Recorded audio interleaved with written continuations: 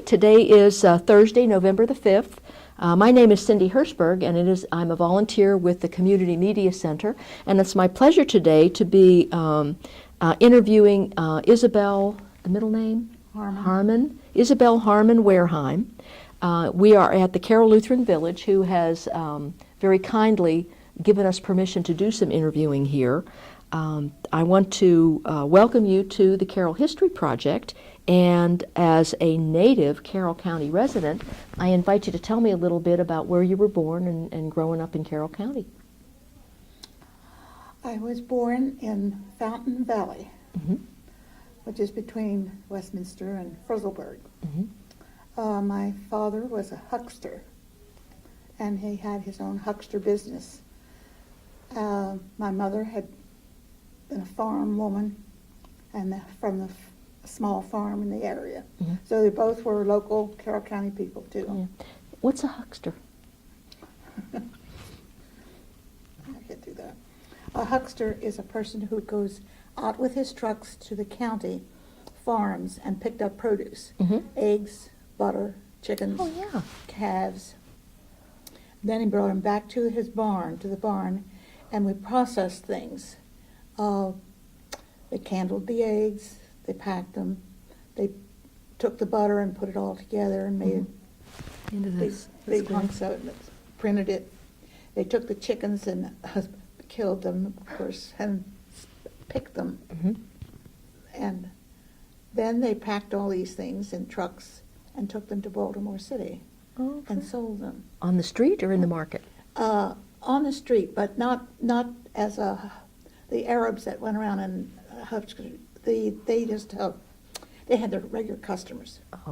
Regular customers called on apartments, different areas, and it was like 2 or 3 days in the county, going around in the farms, and then 2 or 3 days in the city. Yeah. Do you have a thought about what year this might have been? Was it before the Second World War? Oh yes, it was before I was born. So I was born in 1922, and my father and mother had been married 13 years before I was born. So they had been in this business a long time. And after I was about 7 years old, then my father sold the business to his 2 brothers, and we moved into Frizzleburg. Yeah. Were the brothers involved in the business all the time, or that? Not really at first. My father's the one that started it with some other people that he had helping him. I'm not sure of the people that he had worked for a man, and then he developed it. But then as time went on, he took his 2 brothers came in on the business too, and it was known as Harmon Brothers. And they had big red trucks. How long did that continue? Do you know?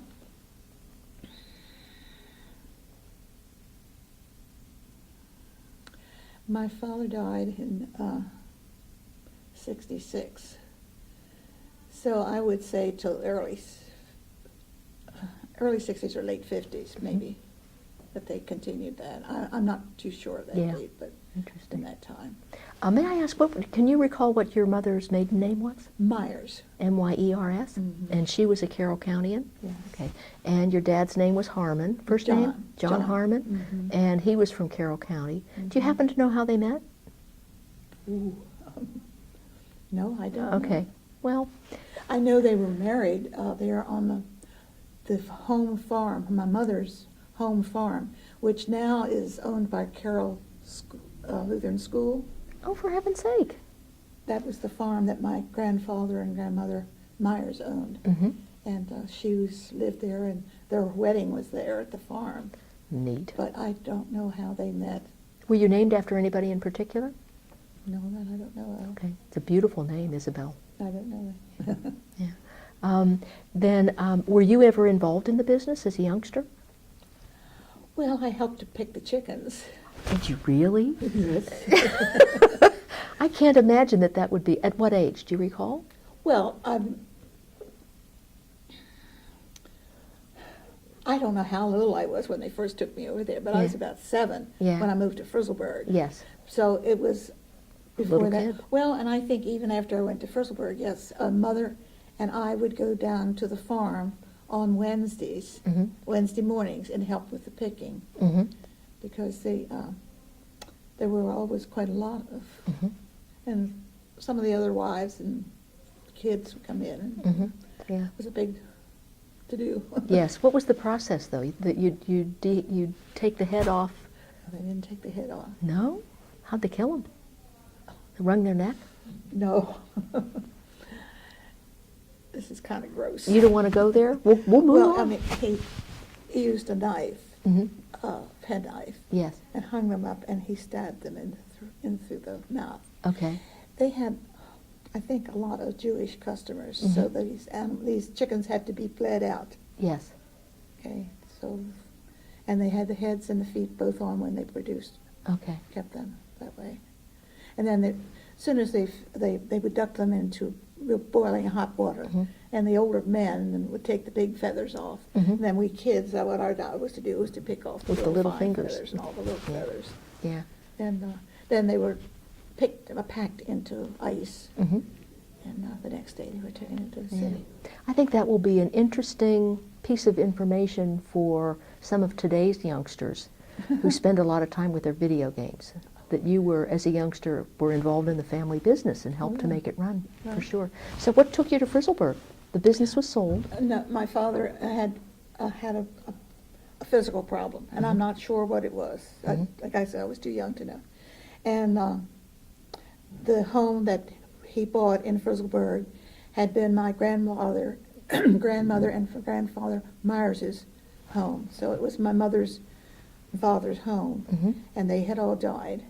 And the house was put up for sale, and my father bought it. And so we moved up there. Then I had gone to school at Meadowbranch, which is just very close to where I lived in Fountain Valley.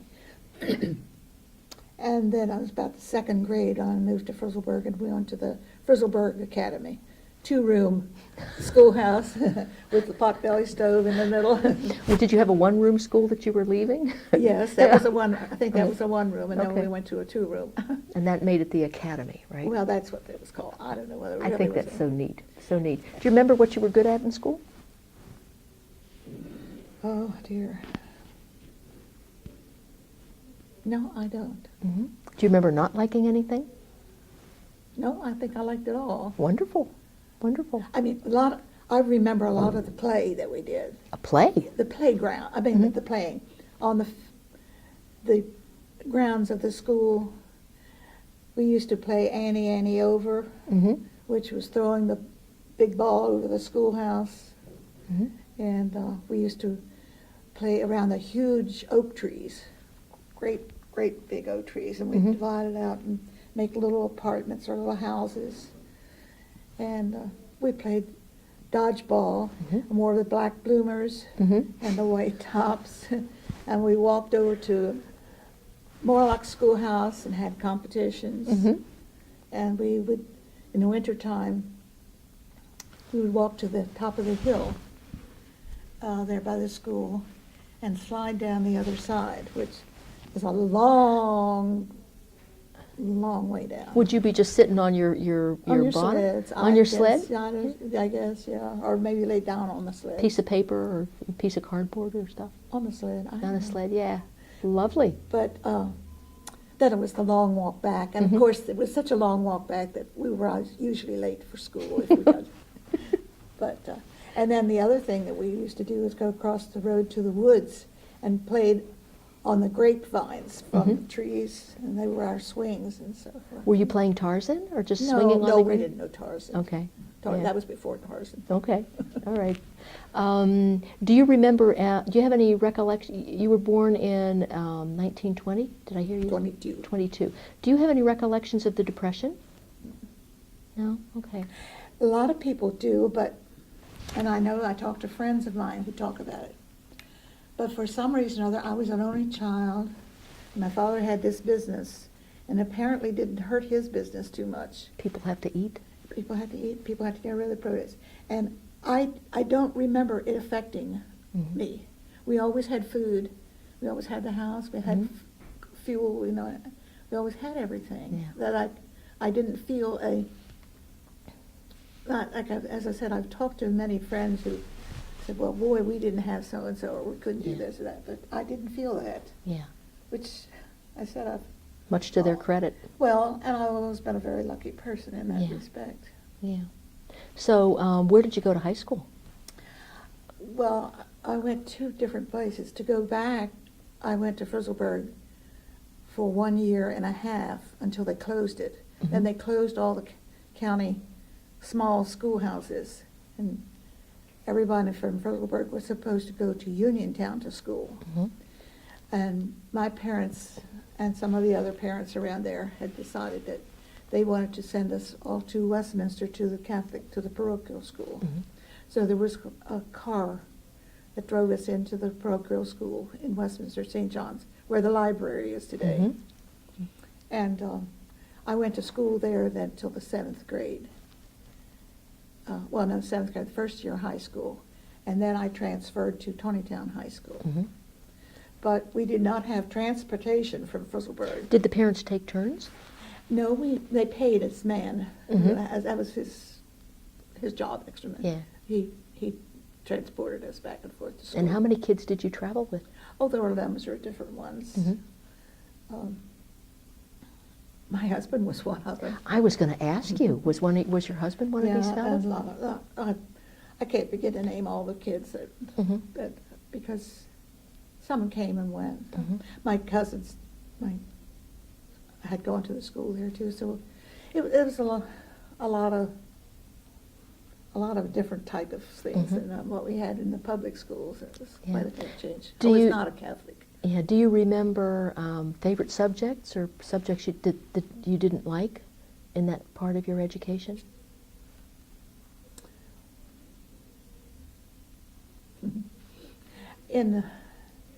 When I finally got to high school, I think I remember not liking French. Mm-hmm. I liked the math programs, but I was never good at it. Mm-hmm. I think because I liked the teacher. And I liked home ec, I guess. We had a good teacher there too. I mostly liked all of the school. Good for you. Good for you. Yeah. So tell me about meeting your hubby. Mhm.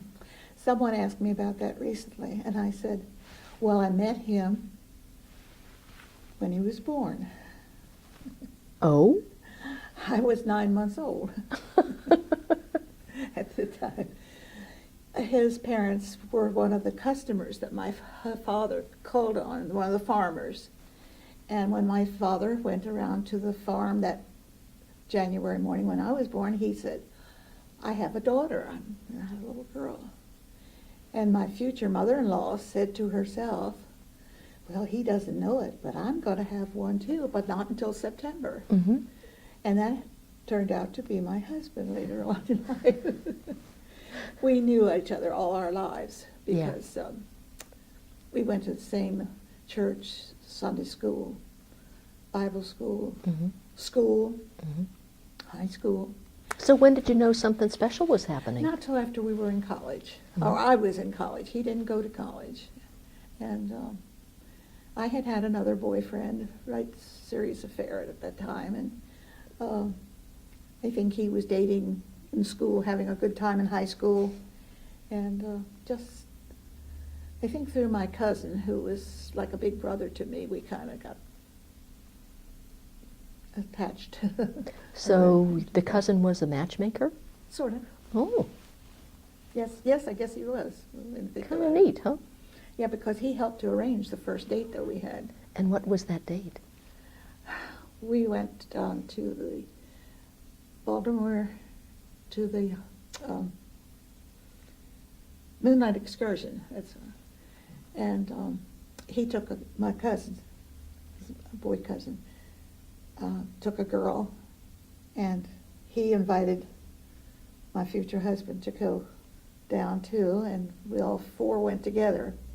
And so then that was kind of a set-up date.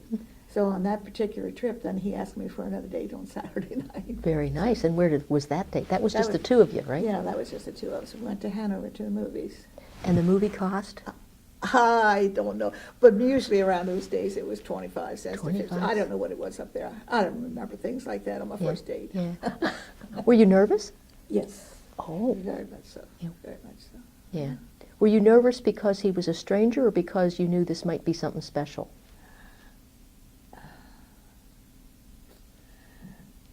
Well, not because he was a stranger. And I really didn't think of it as being something special. I think I was afraid. There were complications with the other relationship. Mm-hmm. And I think that was causing me to be a little bit apprehensive. Yes. Yeah. Well, apparently you made the good choice. How long were you two married? Well, Thanksgiving Day of this year, it will be 67 years. Congratulations. That's marvelous. Yes, but he's not here. Yeah. When did you lose him? In 1990, Oh, I'm sorry. a long time ago. Yeah. And I'm sure it seems, in many ways, it seems like yesterday at the same time. Yes, and that sometimes it just seems like a long, it Yeah. seems like a Yeah. long time. Well, moving along with your biographical information, tell me about college. Where did you go to college? Western Maryland. Yes, ma'am. Not McDaniel. Western Maryland. My certificates, my degree says Western Maryland. Mhm. I was a day student. Mhm. I lived at home, drove back and forth, and I majored in home economics. And I liked it, and it was very good, but as I had looked back in years past, I think that I missed an awful lot by How not so? going to being a boarding student. Yeah. You miss the ambiance of college life. Yes. You know, you didn't have that. Yeah. We had a day student room, which they allowed us to have, but it still was, it was just a little, like a little room with a couple tables in it. It Yeah. was nothing, you know, but I think I missed a lot by that. Yeah. But it was a good experience. Were you a good student? No, just an average. Did you know you Because wanted? I had to repeat that French class. Remember I told you I had Yeah. to. Oh dear, they're back. It's Yeah, back. I had to take another French course, and for some reason, I don't know whether it was the teacher or me, but I just couldn't quite get that. And I had to go take a summer Yeah. school French. So. Yeah. Did you figure you would be a teacher at that time? Was that your Yes. plan? Yeah. Yes. Yeah. I was kind of encouraged by a cousin, a distant cousin, who felt the effects of the depression Mhm. because her husband committed suicide because of the terrible things that happened, the things that they lost. They were not close to us. They were from Baltimore, and she would come and visit with her daughter up to the country in the summertime, and she had been a teacher, and that's what she said. Now that's a good thing for you to do, is you can learn to be a teacher, because it's something you'll always have, and they can never take away from you. So that's kind of what I went into. Where was your first teaching job? Mount Airy High School, Mm-hmm. and I taught biology and home ec, and ran the cafeteria. Woo. Well, I was in charge of the cafeteria. There was a wonderful woman there who had been there and really knew the ropes. And Mm-hmm. How many children were you serving at that time? Do you recall? no, I don't know. Yeah. But I do remember that we did not have the lunches like they had. We had sandwiches, or we had soup, we had a Jell-O salad, we had dessert, or we had a fruit or something. And you could go and buy one of this and one of that. You didn't have to go buy a whole plate lunch. Mm-hmm. I saw the plate lunches coming in later, and as I taught later on in years, I saw many of those plate lunches go into the wastebasket. Oh my. They'd eat one thing and. Well, sure. I mean, the idea behind the plate lunch was excellent, but you can't make children eat it. Right. I mean, yeah, it was there, but if they didn't like it, they just threw it in the trash. Yeah. When did you and Mr. Warehime decide to marry? What year? 42. Mm-hmm. How did he pop the question? I don't remember. Or was it just an understanding? I remember getting my ring. It was at Easter, before we were married in November. But I don't remember him actually asking me. I don't remember that. Maybe it was just understood, maybe more. Was he involved in the war? Oh, yes. What did he do? Well, let me go back to when we were married. Yes. In November of Thanksgiving of 42. Mm-hmm. He was working at Glen L. Martin's at the airplane factory and had gotten several deferments. So we went ahead and got married. And January 1 of 43, Uncle Sam called him, and he didn't get any more deferments. So we never had an opportunity to live together because I was teaching in Mount Airy and lived over there in a boarding house with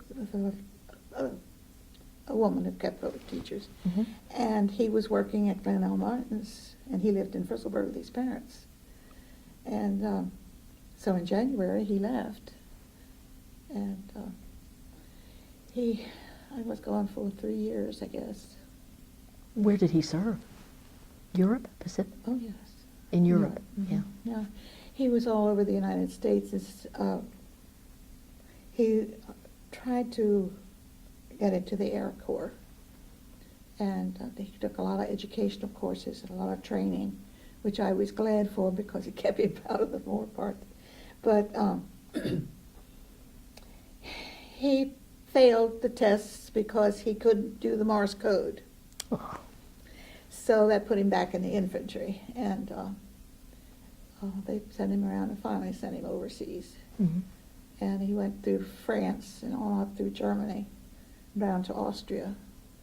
And when the war was over, he was in Austria, and then finally came back home. Amazing. So, what was your first home together? My home. Mm-hmm. My home.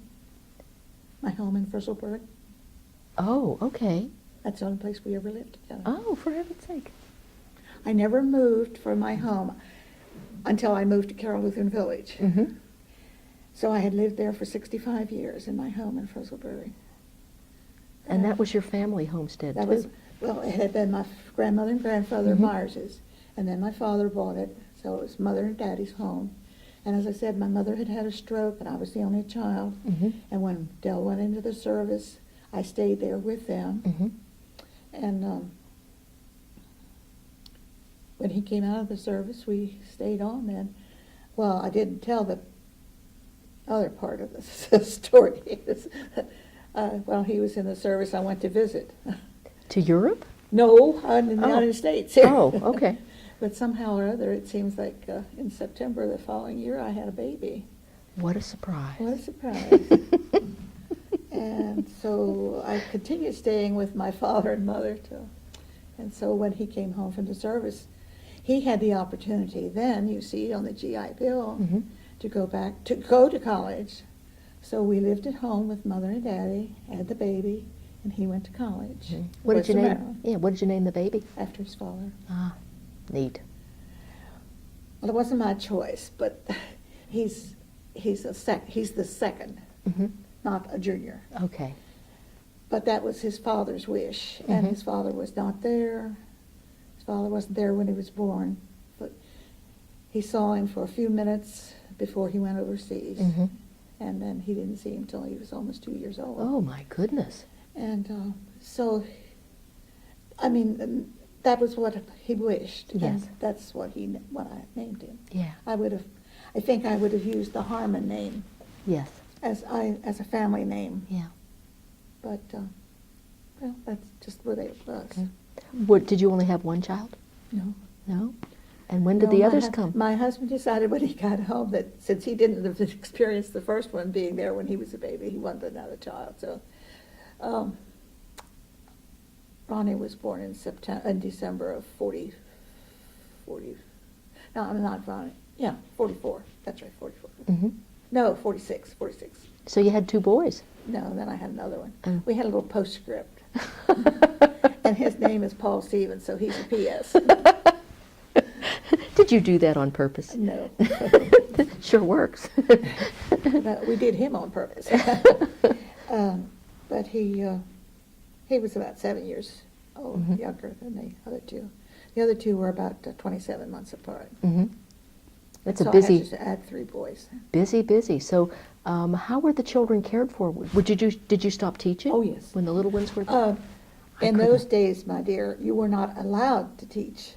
In fact, I was asked to resign Why? when they knew I was 3 or 4 months pregnant, because you were not allowed to teach when you were pregnant. And their reason was? I have never figured that out. No. Huh. Wow. Yeah, in the middle of school year. See, I did not get to finish that school year because my son was not born until September. But Yeah. I had to stop teaching, I don't know, March or April or Yeah, something. end of the like school that. year. Yeah. And I didn't get to finish that school year. They wouldn't Wow. allow me to stay. Well, would they allow you to come back after the baby was born? I suppose you could. Oh, you weren't interested well, in trying. No. Yeah. Well, I couldn't do that then Yeah. because I was still taking care of my mother and Yeah. my father and the house Yeah. and the baby. And although my father did later on then get, he hired a nurse to help Mhm. with my mother. Yeah. But, no, that was a strange thing. There were a lot of strange rules those days in the Yeah. school system. And they just. One of the other things that's, when you look at the way the kids and the people dress today, we were not allowed to wear pants or jeans. And if we wore hose, they had to have the seam up the back. They had to have the seam Yeah, because those were the days of the seams. to be properly dressed. To be properly dressed when you taught, yes, ma'am. Now, I don't know how that would improve the learning experience. That just kind of leaves me. Well, why don't you ask some of these older superintendents? Oh, I'd love to. I would love to. I don't know whether Dr. Eckert would remember any of that, 'cause he's pretty old, but I don't know how old he is. But, I'm sure he never had to wear. no, I don't mean him, but he might know Yeah. the rulings and so forth. Interesting. Dr. Janess, I think, was Mhm. the superintendent of schools at that time. And I imagine that was probably fairly common, because you're not the first person I'd heard say something that they had to quit work, or they, not just teaching, but had to quit work Yeah, you had to when quit they work. when they became pregnant. Oh, yeah. Well, and before my time, the teachers were not allowed to be married and teach, way back then. Now, for sure, that stumps me. Mhm. Yeah. Anyway, Yeah. so when you, I presume, you stayed at home with your family responsibilities. Did you ever go back into teaching? Yes, I did.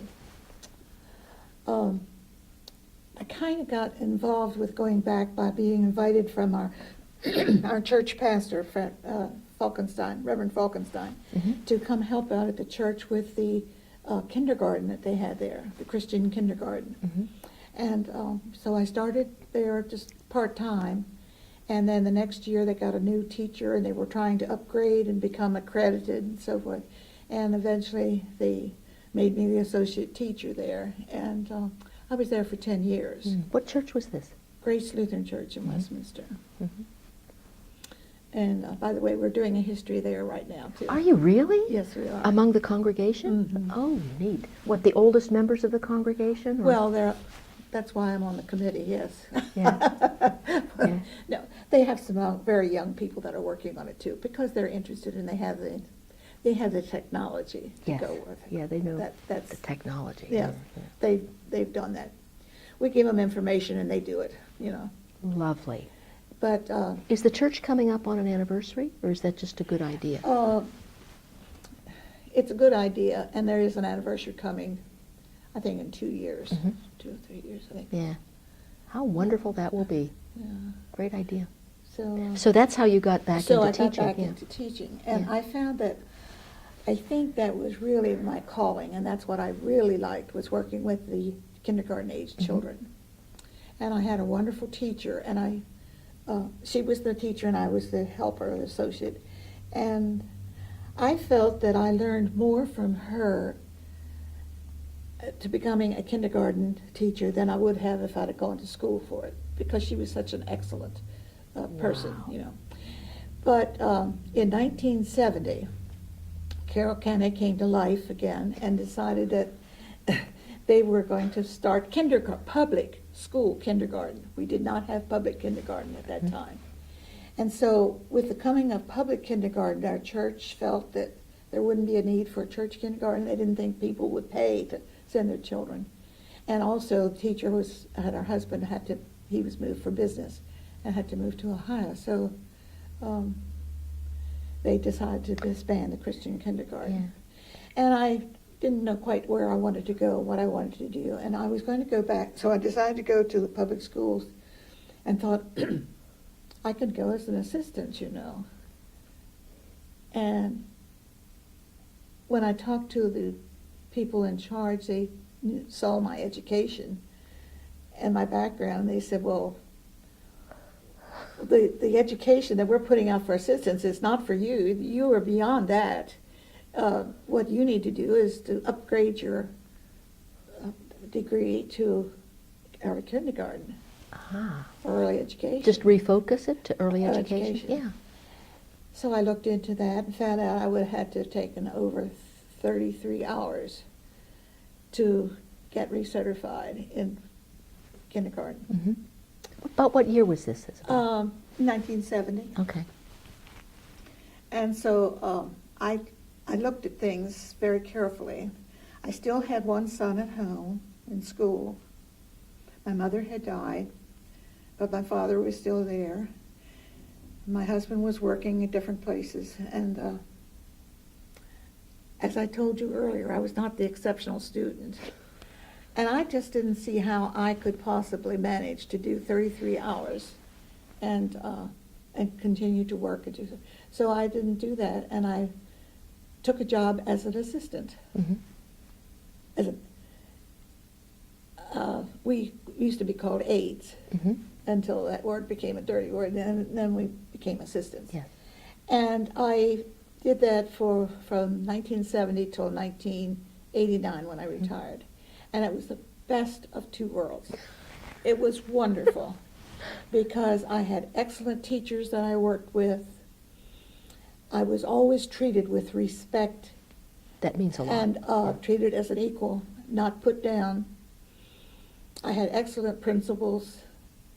I was able to work with the children, love the children, but I didn't have to grade the children. I didn't have to prepare the lessons, nor did I have to face the parents. I was going to go to the parents' conference, yeah. I didn't have to have the parents. So you see, that's why I had the best of two worlds. So I really loved that job, and I stayed in that until 89. Oh, my. In fact, that was a year before my husband died. And he had retired in the meantime, but I really loved that job. Sounds great. And it's so much fun these days to walk around and you say, oh, Mrs. Warehime, I remember you were my kindergarten teacher. Yeah. She's got children or grandchildren. And people still, you'll go into the supermarket and people will recognize you. Oh, how lovely. Mm-hmm. How lovely.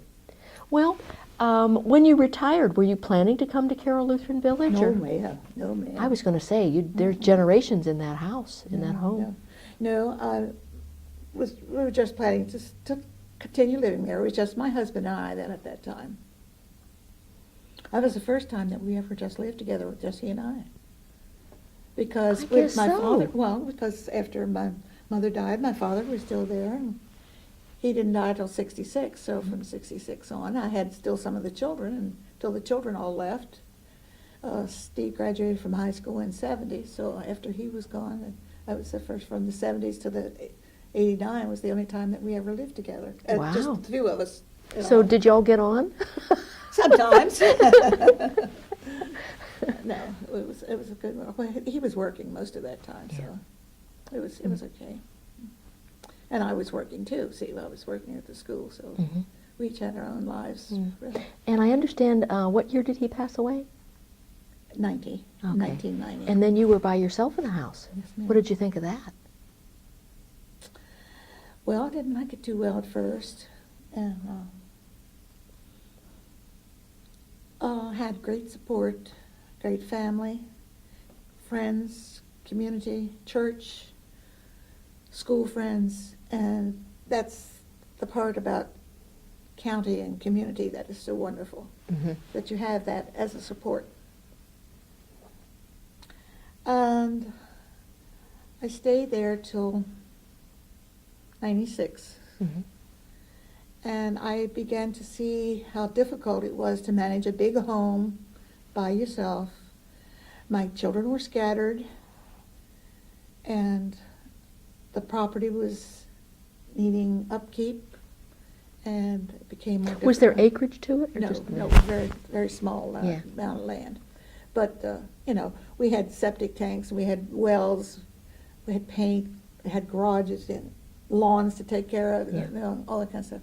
And as you got older, you could only do so much. Yeah.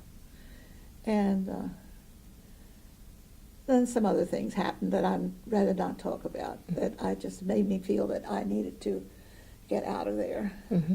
And I began to look around the communities and finally settled on Carroll County because I really knew that that's where I wanted to go, because I could be, as I said, with my family, friends close, church close, school friends close. I didn't want to go to a far off area. Yeah. So I moved here in 96. Was it hard selling the house? What Yeah. was it like to empty out the house after generations of family there? There are no good words that I could use. Gotcha.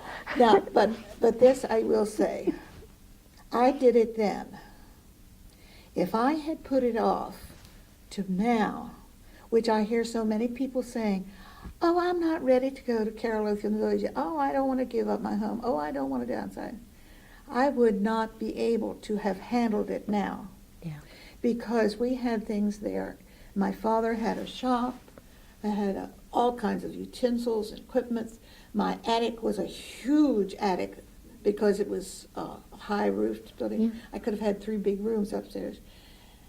That was jammed full of everything that the kids didn't take. And when they had their things, they brought their things back from other generations, from things from there, from my grandmother and grandfather. It was a sale.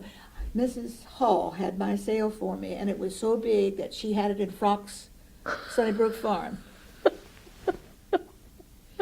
Because I had very little land and no parking in Frizzleburg, you know, there was no place to have anything outside. So she felt that that would be a good thing. So, Yeah. So where are the kids and what are they up to these days?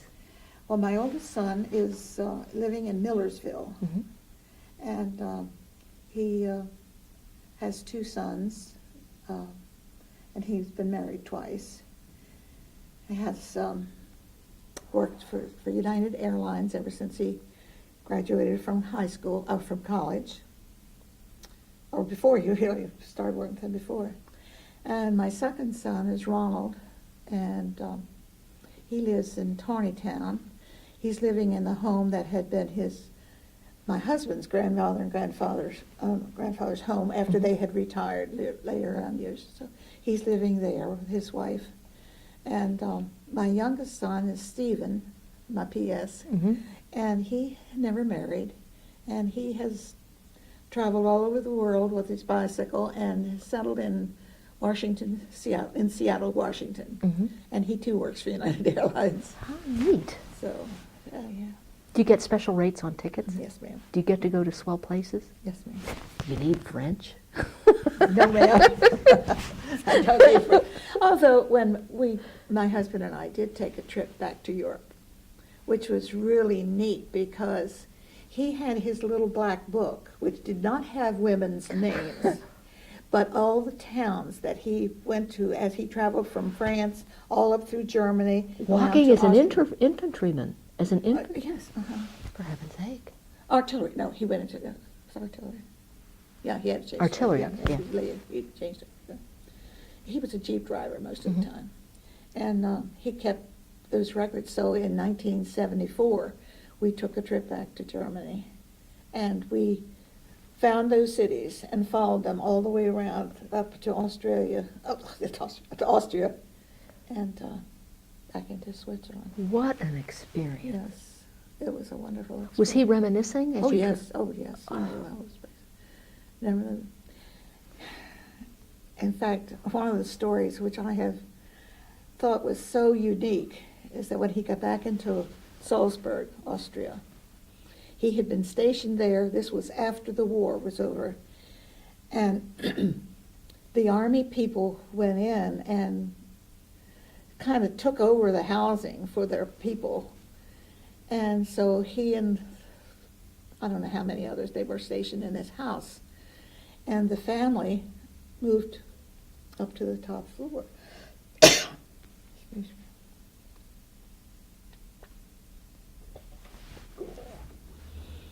And he would go from there into the base wherever he was working, wherever they had their headquarters.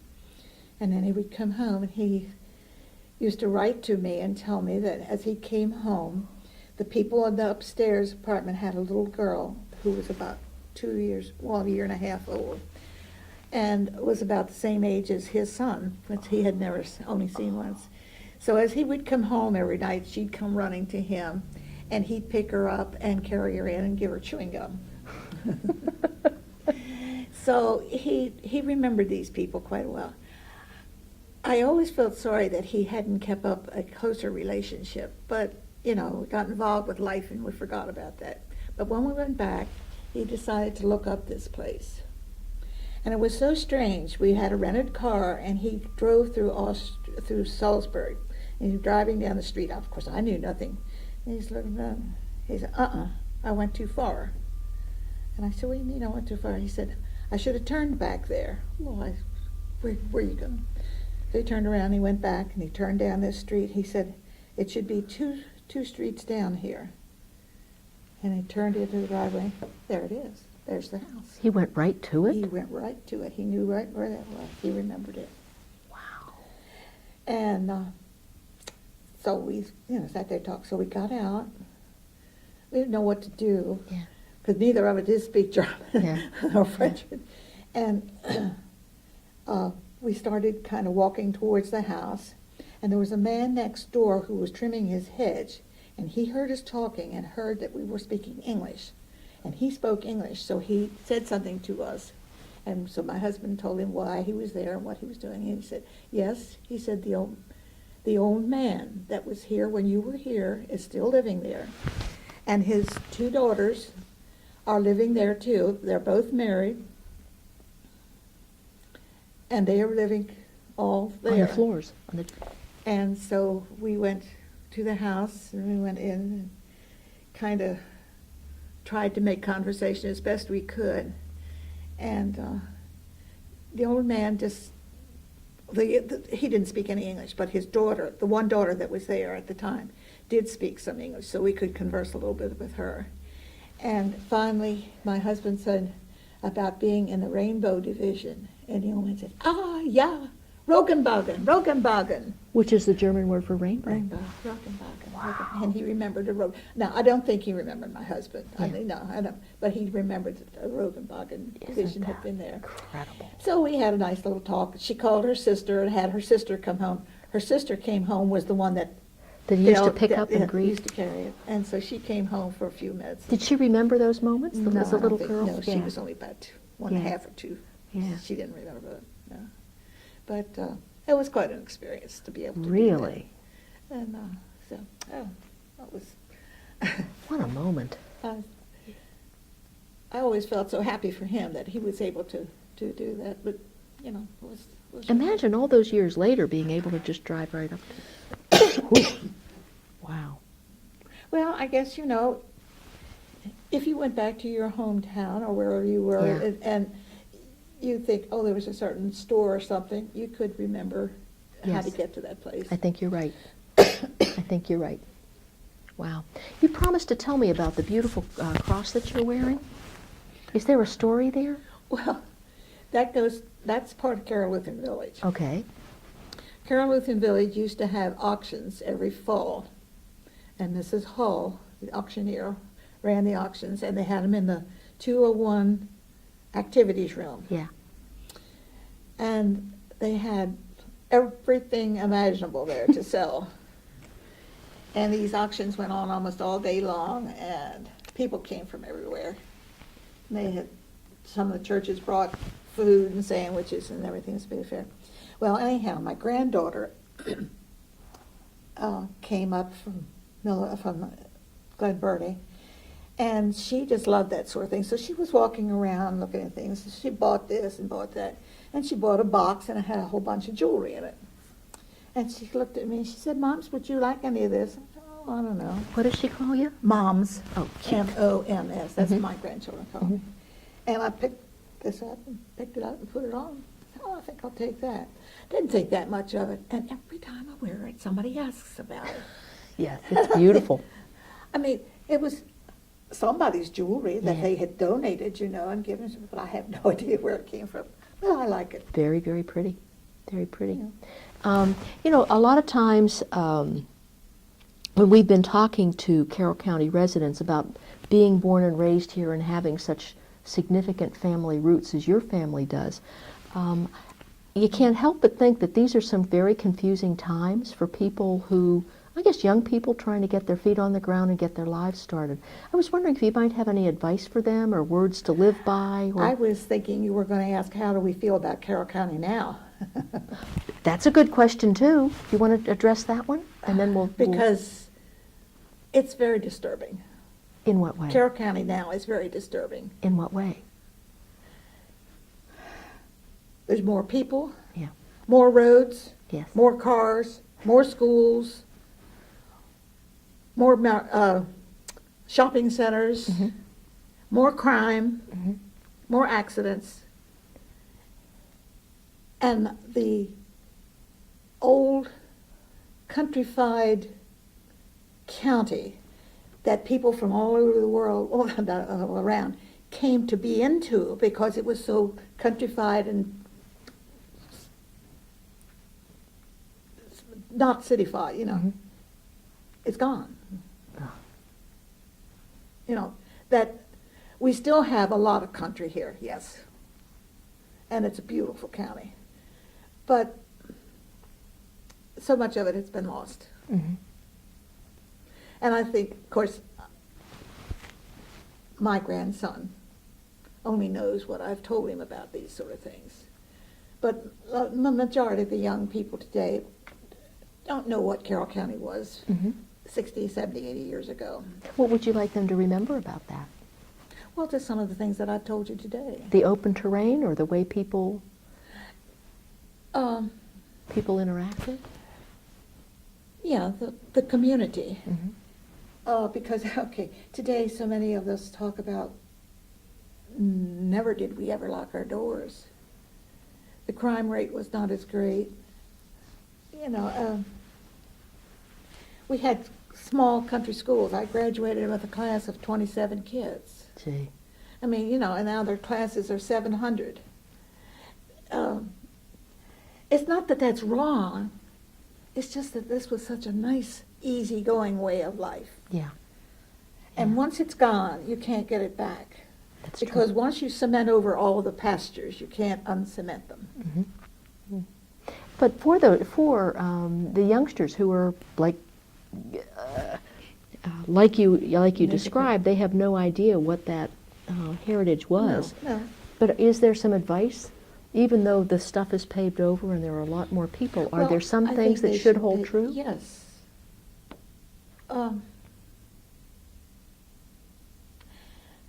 How do I say this? It's so important to me that they learn to know that actions have consequences and that you have to take responsibility for what you do. And so therefore, they can't undo what's been done, and they may have a wonderful world, and it is a wonderful world. It's just that it's not my world now. It's different. And that doesn't necessarily mean it's bad. But I think they need to look back to history and look back into the preserving some of the land, like the farm preserves that they have, and the forestry company Committee? committees and services that they have, and those things that are to preserve the land and the water, the things to, not just to preserve it, but to make it so that it's livable for today. Mhm. And how about the values part, the personal values? Oh, that's a whole different ballgame, isn't it? I think that's very, very important, but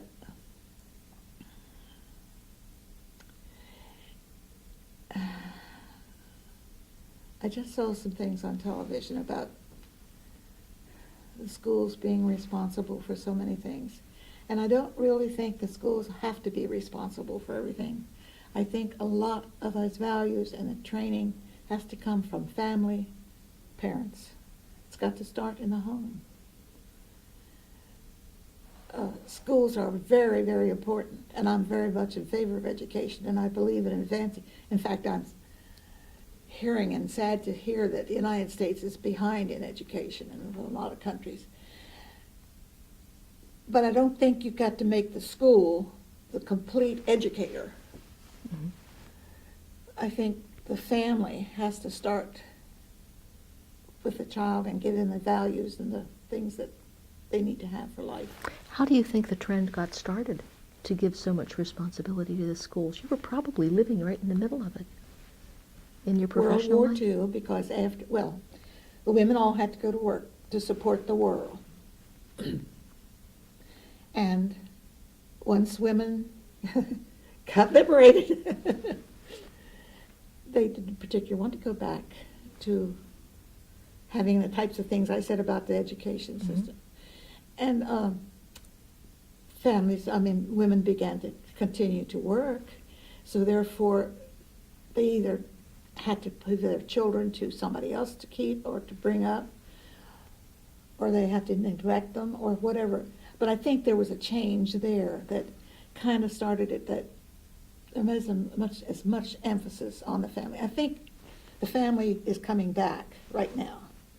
You know, the pendulum swings so far, and then it's got to come back. And I think that it's coming. It's on its way back.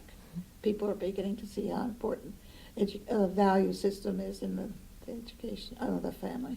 Mm-hmm. But there's all different kinds of families too. That's true. I don't want to get into that subject. Well, I want to say thank you very much for your gosh. time today, Isabel. It's been a joy and a delight conversing with you.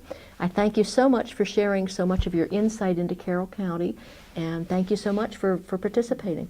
Well, thank you for having me, and I just am glad that we are doing something to help to preserve a little bit of the history of Carroll County.